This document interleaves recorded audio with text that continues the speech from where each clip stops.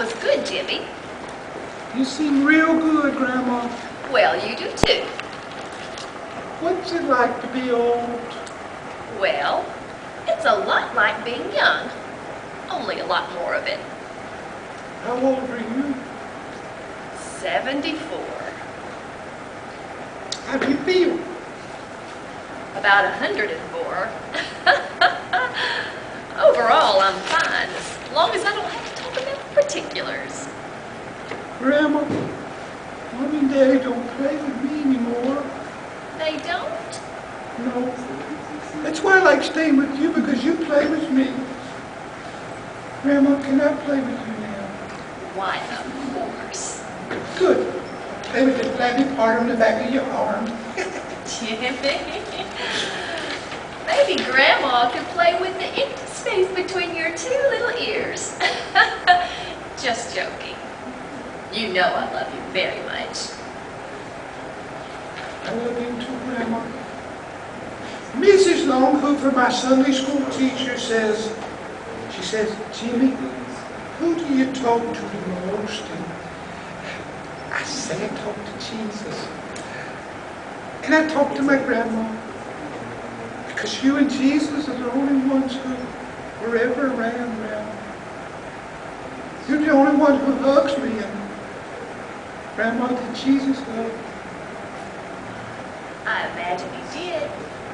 He hugged the little children as disciples. He was hugging people long before he died on the cross. Maybe that was the biggest hug of them all.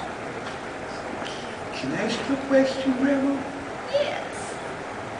Why does Grandpa call you Birdie? You really want to know that? Yes, I want to know. Well, a long time ago, your grandfather James and I used to live on a farm.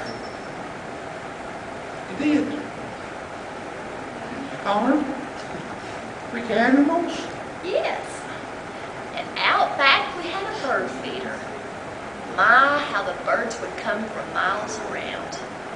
I remember one day there was a little injured bird out near the barn. So I brought him in the house and mended his little broken wing. I grew to love that little bird, but I knew I could only keep him for a little while. I knew I'd have to let him go. Did you let him go, Grandma? Yes.